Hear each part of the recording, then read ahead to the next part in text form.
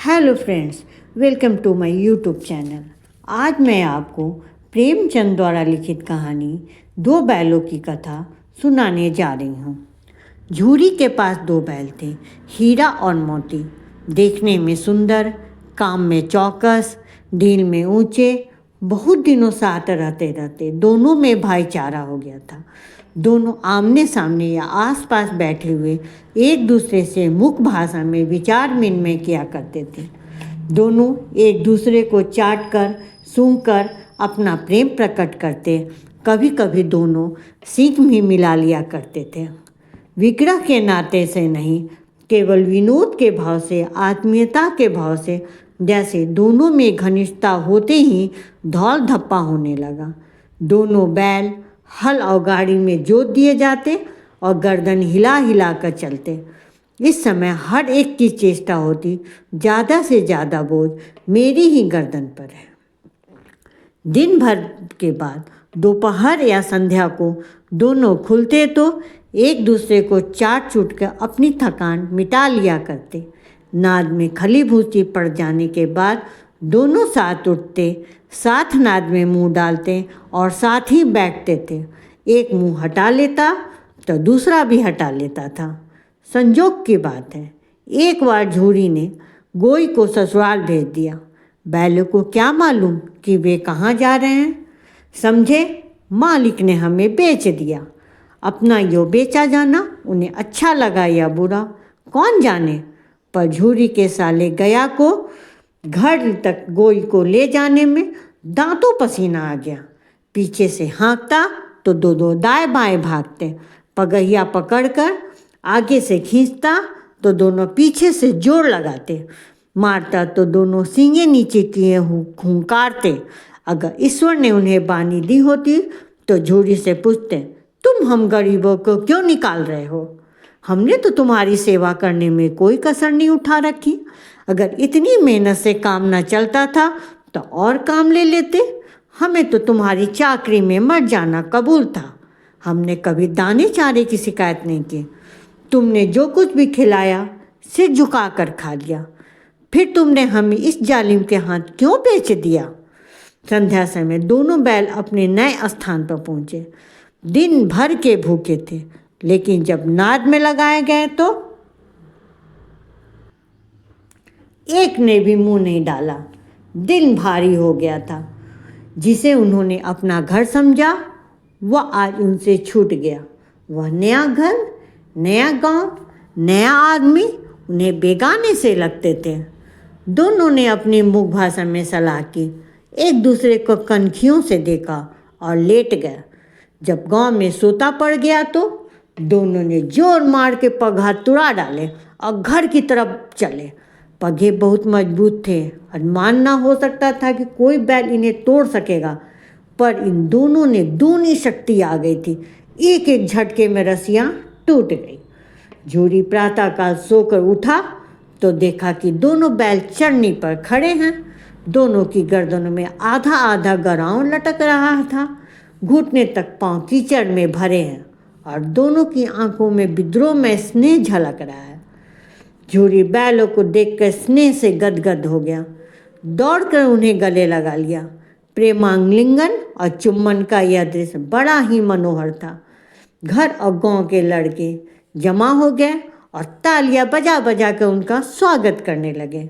गांव के इतिहास में यह घटना अभूतपूर्व न होने पर भी महत्वपूर्ण थी। बाल सभा में निश्चय किया गया, दोनों पशुवीरों का अभिनंदन पत्र देना चाहिए। कोई अपने घर से रोटियां लाया, कोई गुड़, कोई चोकर, कोई भूसी। एक बालक ने कहा, ऐसे बैल किसी के पास ना होंगे। दूसरे ने समर्थन कहा, इतनी दूर से दोनों अकेले चले आए। तीसरा बोला, बैल नहीं है वे, इस जन्म के आदमी हैं। इसका प्रतिवाद करने का किसी को साहस नहीं हुआ। झूरी की स्त्री ने बैलों को द्वार पर देखा तो जल उठी। बोली, कैसे नमक हराम बैल हैं कि एक दिन वहाँ काम न किया, भाग खड़े हुए। झूरी अपने बैलों पर यह आक्षेप न सुन सका। नमक हराम क्यों? चारा दाना न दिया होगा तो क्या करते?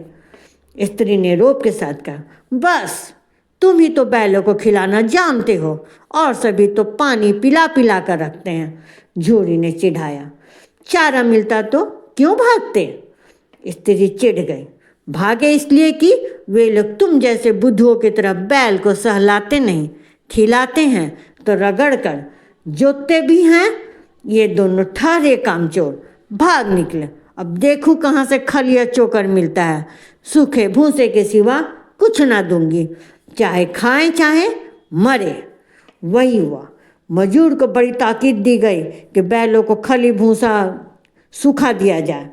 बैलों ने नाद में मुंह डाला तो फीका फीका, ना कोई चिकनाहट ना कोई रस।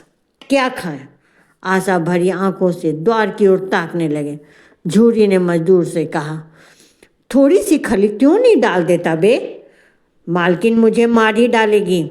चले चुरा के डाला ना दादा, पीछे से तुम भी उन्हीं किसी कहोगे। दूसरे दिन झूरी का साला फिर आया, बैलों को ले चला। अब की बार उसने दोनों को गाड़ी में जोता। 2-4 बार मोती ने गाड़ी को खाई में गिराना चाहा, पर हीरा ने संभाल लिया। वह ज़्यादा सहनशील था। संध्या समय घर पहुंचकर उसने दोनों को मोटी रस्सियों से बांधा और कल की शरारत का मजा चखाया। फिर वही सूखा भूसा डाल दिया। अपने दोनों बालों को खली चूनी सब कुछ दी। दोनों बैल को ऐसा अपमान कभी न हुआ था। झूरी ने इन्हें फूल की झड़ी से छूता था। उसकी टिटकार पर दोनों उड़ने लगते थे। यहाँ मार पड़ी, आहत सम्मान की व्यथा तो थी ही, उस पर मिला सूखा भूसा। नाद की तरफ आंखें तक न उठाई। दूसरे दिन गया ने बैलों को हल में जोता, पर इन दोनों ने जैसे पाँव न उठा रखने की कसम खा ली थी। वह मारते मारते थक गया, पर दोनों ने पाँव न उठाया।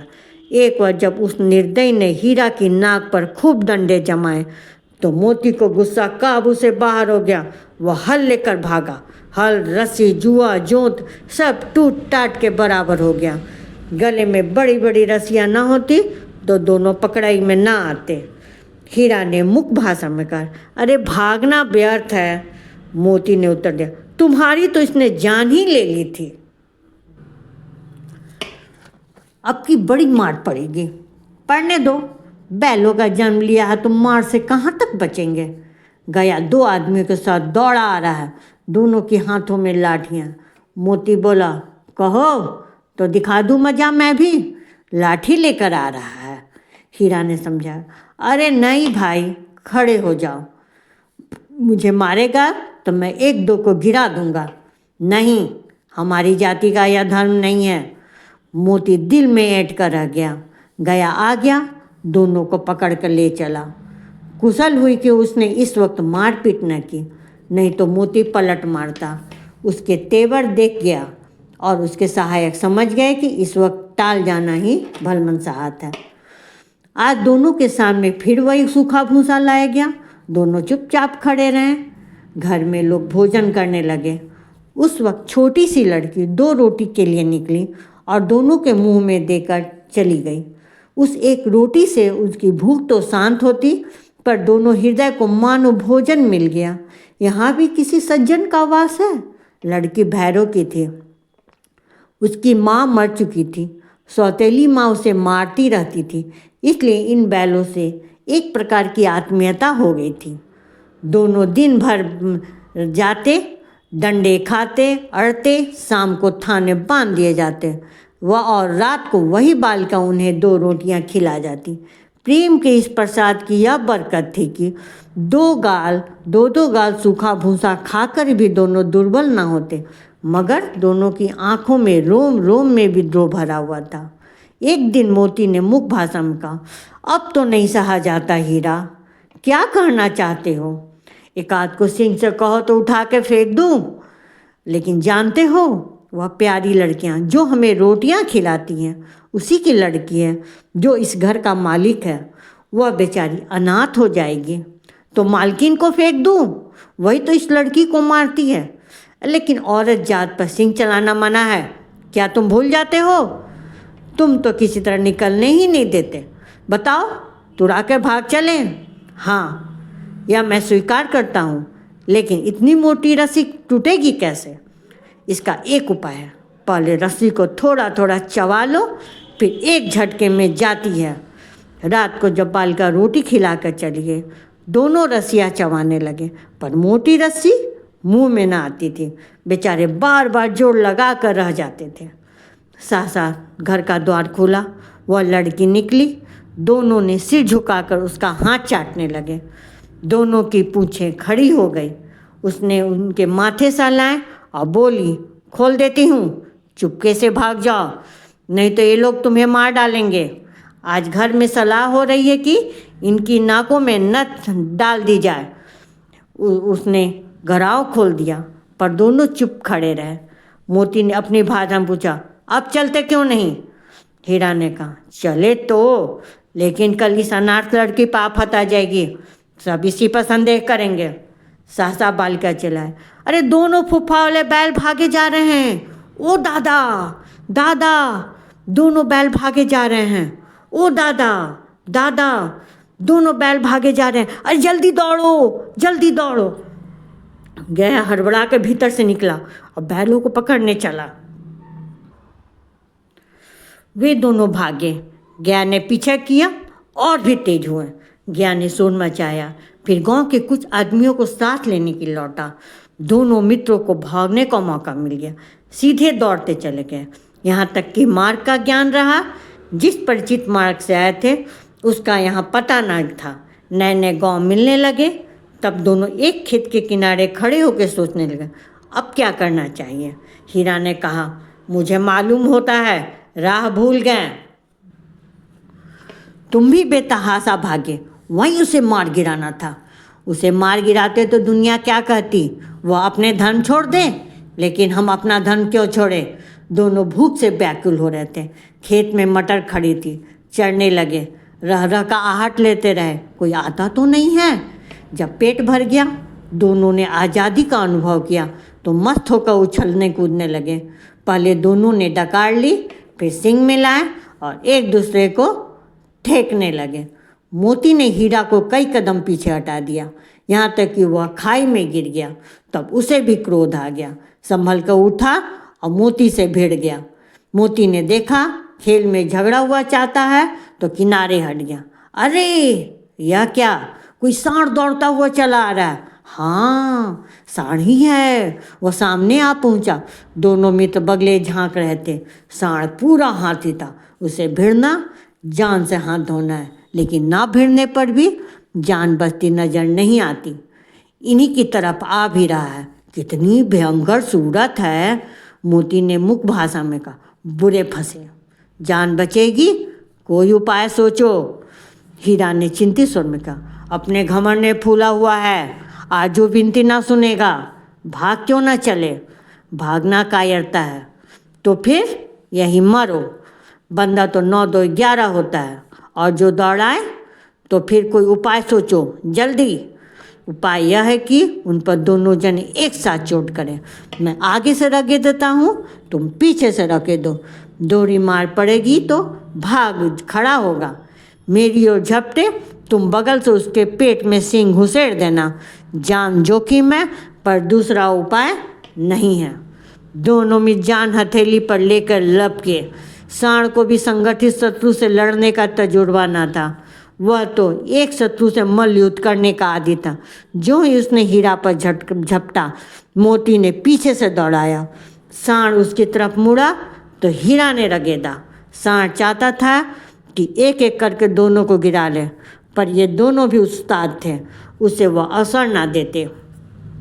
एक बार सांड झल्ला के हीरा का अंत कर देने के लिए चला कि मोती ने बगल से आकर उसके पेट में सींग भोंक दिया। सांड क्रोध में आके पीछे गिरा तो हीरा ने दूसरे पहलू में सींग चुभा दिया। आखिर बेचारा जख्मी होकर भागा।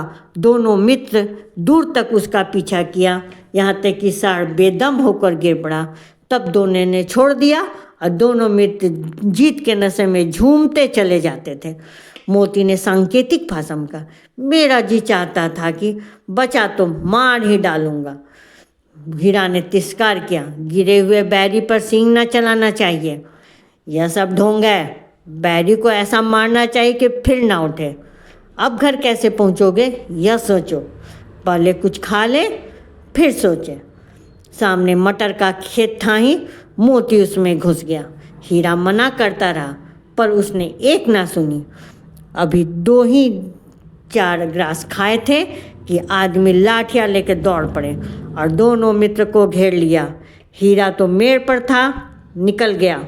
मोती सींचे हुए खेत में था, उसके खुद कीचड़ में धंसने लगे, न भाग सका, पकड़ लिया। हीरा ने देखा संगी संकट में है तो लौट पड़ा, फंसेंगे तो दोनों फंसेंगे।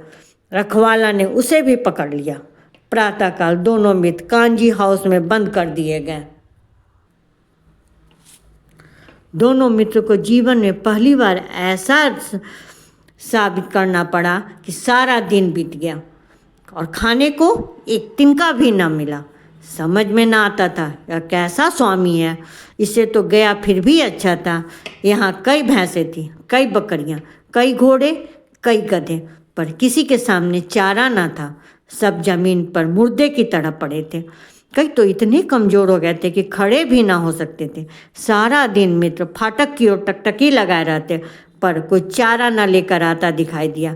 तब दोनों ने दीवार की नमकीन मिट्टी चाटनी शुरू की, पर इससे क्या तृप्ति होती है। रात को भी जब कुछ भोजन ना मिला तो हीरा के दिल में विद्रोह की ज्वाला धधक उठी। मोती से बोला, अब नहीं रहा जाता मोती। मोती ने सिर लटकाए हुए जवाब दिया, मुझे तो मालूम होता है कि प्राण निकल रहे हैं। आओ दीवार तोड़ डालें। मुझसे अब कुछ नहीं होगा। बस इसी बूते पक्का करते थे, साड़ी अकड़ निकल गए। बाड़े की दीवार कच्ची थी। हीरा मजबूत तो था ही, अपने नुकीले सींग दीवार में गड़ा दिया और जोर मारा तो मिट्टी का एक चिपड़ निकल आया। फिर तो उसका साहस बढ़ा। उसने दौड़ दौड़ कर दीवार पर चोटें की। हर चोट में थोड़ी थोड़ी मिट्टी गिराने लगा। उसी समय कांजी हाउस का लाल चौकीदार लालटेन लेकर जानवरों की हाजिरी लेने आ निकला। हीरा का उदंडपन देखकर उसे कई डंडे रस्सी दिया और मोटी सी रस्सी से बांध दिया। मोती ने पड़े पड़े कहा, आखिर मार खाई, क्या मिला? अपने बूते भर जोर तो मार दिया। ऐसा जोर मारना किस काम का? और बंधन में पड़ गया। जोर तो मारता ही जाऊंगा, चाहे कितने भी बंधन पड़ते जाएं। जान से हाथ धोना पड़ेगा, कुछ परवाह नहीं, वो भी तो मरना ही है। सोचो, दीवार खुद जाती तो कितनी जानें बच जाती। इतने भाई यहाँ बंद हैं, किसी के देह में जान नहीं है। 2-4 दिन यही हाल रहा ना तो मर ही जाएंगे। हाँ, यह बात तो है। अच्छा तो ला, फिर मैं भी जोर लगाता हूँ। मोती ने भी दीवार में सींग मारा। थोड़ी सी मिट्टी गिरी और फिर हिम्मत बढ़ी। फिर तो वह दीवार में सींग लगाकर इस तरह जोर करने लगा मानो किसी प्रतिद्वंदी से लड़ रहा है। आखिर कोई 2 घंटे की जोर आजमाई के बाद दीवार ऊपर से लगभग 1 हाथ गिर गई। उसने दूनी शक्ति से दूसरा धक्का मारा तो आधी दीवार गिर गई। दीवार का गिरना था कि अधमरे से पड़े हुए सभी जानवर चेत उठे। तीनों घोड़ियाँ सटपट भाग निकली, फिर बकरियाँ निकली, उसके बाद भैंस भी खसक गई, पर गधे अभी तक ज्यों के त्यों खड़े थे। हीरा ने पूछा, तुम क्यों नहीं भाग जाते? गधे ने कहा, जो फिर पकड़ लिए जाएंगे तो क्या हरज है, अभी तो भागने का अवसर है। हमें तो डर लगता है, हम यहीं पड़े रहेंगे। आधी रात को ऊपर जा चुकी थी। दोनों गधे अभी तक सोच रहे थे भागे या ना भागे, और मोती अपने मित्र की रस्सी तोड़ने में लगा हुआ था। जब वो हार गया तो हीरा ने कहा, तुम जाओ, मुझे यहीं पड़ा रहने दो, शायद कहीं भेंट हो जाए। मोती ने आंखों में आंसू लाकर कहा, तुम मुझे इतना स्वार्थी समझते हो हीरा? हम और तुम इतने दिन एक साथ रहे हैं, आज तुम विपत्ति में पड़ गए हो तो मैं तुम्हें छोड़कर अलग हो जाऊं? हीरा ने कहा, बहुत मार पड़ेगी, लोग समझ जाएंगे कि यह तुम्हारी शरारत है। मोती ने गर्व से बोला, जिस अपराध के लिए तुम्हारे गले में बंधना पड़ा, उसके लिए अगर मुझे भी मार पड़े तो क्या चिंता। इतना तो हो ही गया कि 9-10 प्राणियों की जान बच गई, वे सब तो आशीर्वाद देंगे। यह कहते हुए मोती ने दोनों गधों को सींग से मार मार कर बाड़े से बाहर निकाला और तब अपने बंधु के पास आकर सो रहा। भोर होते ही मुंशी और चौकीदार तथा अन्य कर्मचारियों में कैसी खलबली मची, इसके लिखने की ज़रूरत नहीं। बस इतना ही काफ़ी है कि मोती की खूब मरम्मत हुई, उसे भी मोटी रस्सियों से बांध दिया गया। 1 सप्ताह तक दोनों मित्र वहाँ बंधे पड़े रहे। किसी ने चारे का एक तृण भी ना डाला। एक बार पानी दिखा दिया जाता था, यही उनका आधार था। दोनों इतने दुर्बल हो गए थे कि उठा तक नहीं जाता था, ठठरियाँ निकल आई थी। एक दिन बाड़े के सामने डुग्गी बजने लगी और दोपहर होते होते 50-60 आदमी जमा हो गया। तब दोनों मित्र निकले और लोग आकर उसकी सूरत देखते, मन फीका करके चले जाते। ऐसे मृतक बैलों को कौन खरीदार होता। सहसा एक दढ़ियल आदमी, जिसकी आंखें लाल थी, मुद्रा अत्यंत कठोर, आया और दोनों मित्र के कुल्हों में उंगली गोद कर मुंशी जी से बातें करने लगा। चेहरा देखकर अंतर्ज्ञान से दोनों मित्रों का दिल कांप उठे। वह क्यों है और क्यों टटोल रहा है, इस विषय पर उन्हें कोई संदेह न हुआ। दोनों ने एक दूसरे को भीत नेत्रों से देखा और सिर झुका लिया। हीना ने कहा, गया के घर से नाहक भागे, अब तो लगता है कि जान भी ना बचेगी। मोती ने अश्रद्धा भाव से उत्तर दिया, कहते हैं भगवान सबके ऊपर दया करते हैं, उन्हें हमारे ऊपर दया क्यों नहीं आती। भगवान के लिए हमारा जीना मरना दोनों बराबर है। चलो अच्छा ही है, कुछ दिन उसके पास तो रहेंगे। एक बार उस भगवान ने उस लड़की के रूप में हमें बचाया था, अब क्या अब ना बचाएंगे। यह आदमी छुरी चलाएगा, देख लेना। तो क्या चिंता है, मांस खाल सिंग हड्डी सब किसी के काम आ जाएगा। नीलाम हो जाने के बाद दोनों मित्र उस दढ़ियल के साथ चले। दोनों की बोटी बोटी कांप रही थी। बेचारे पांव तक ना उठा सकते, पर भय के मारे गिरते पड़ते जाते थे, क्योंकि वह जरा भी चाल धीमी हो जाने पर डंडा जमा देता था। राह में गाय बैलों का एक रेवड़ हरे भरे हार से चरता नजर आया। सभी जानवर प्रसन्न थे, चिकने चपल, कोई उछलता था, कोई आनंद से बैठा पागुर करता था। कितना सुखी जीवन था इनका, पर कितने स्वार्थी हैं सब। किसी को चिंता नहीं कि उसके 2 भाई बधिक के हाथ पड़े कैसे दुखी हैं। सहसा दोनों को ऐसा मालूम हुआ कि परिचित रहा है। हाँ, इसी रास्ते से गया उन्हें ले गया था। वही खेत, वही बाग, वही गांव मिलने लगे। प्रतिक्षण उनकी चाल तेज होने लगी। सारी थकान, सारी दुर्बलता गायब हो गई। आह, यह लो, अपना ही हार आ गया। इसी कुएं पर हम पूर चलाने आया करते थे, यही कुआं है। मोती ने कहा, हमारा घर नज़दीक आ गया है। हीरा बोला, सब भगवान की दया है, मैं तो अब घर भागता हूँ। वह जाने देगा, इसे मैं मार गिराता हूँ। नहीं नहीं, दौड़कर थान पर चलो, वहाँ से आगे हम ना जाएंगे। दोनों उन्मत्त होकर बछड़ों की भांति कुलेले करते हुए घर की ओर दौड़े। वह हमारा थान है। दोनों दौड़कर अपने थान पर आए और खड़े हो गए। दढ़ियल पीछे पीछे दौड़ा चला आता था। झूरी द्वार पर बैठा धूप खा रहा था। बैलों को देखते ही दौड़ा, उन्हें बारी बारी से गले लगाने लगा। मित्रों की आंखों में आनंद के आंसू बहने लगे। एक झूरी का हाथ चाट रहा था। दढ़ियल ने जाकर बैलों की रस्सियाँ पकड़ ली। झूरी ने कहा, ये मेरे बैल है। तुम्हारे बैल कैसे? मैं मवेशी खाने से नीलाम लिए लाता हूँ। मैं तो समझता हूँ कि चुराए लिए जाते हो। चुपके से चले जाओ, मेरे बैल हैं। मैं बेचूंगा तो बिकेंगे। किसी को मेरे बैल नीलाम करने का क्या अख्तियार है? जाकर थाने में रपट कर दूंगा। मेरे बैल हैं, इसका सबूत यह है कि मेरे द्वार पर खड़े हैं। दढ़ियल झल्ला कर बैलों को जबरदस्ती पकड़ ले जाने के लिए बढ़ा। उसी वक्त मोती ने सींग चलाया। दढ़ियल पीछे हटा। मोती ने पीछा किया। दढ़ियल भागा, मोती पीछे दौड़ा। गांव के लोग बाहर निकल जाने पर वह रुका, पर खड़ा दढ़ियल का रास्ता देख रहा था। दढ़ियल दूर खड़ा धमकियां दे रहा था, गालियां निकाल रहा था, पत्थर फेंक रहा था, और मोती विजय सूर की भांति उसका रास्ता रोके खड़ा था। गांव के लोग एक तमाशा देखते थे और हंसते थे।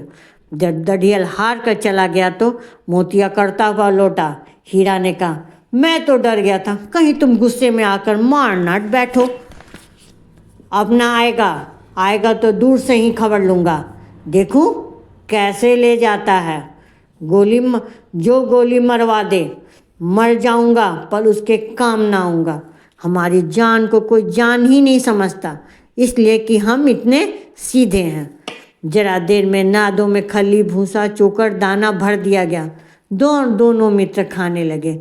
झूरी खड़ा दोनों को सहला रहा था, वह उनसे लिपट गया। झूरी की पत्नी भी भीतर से दौड़ी दौड़ी आई। उसने आकर दोनों बैलों के माथे चूम लिए। धन्यवाद।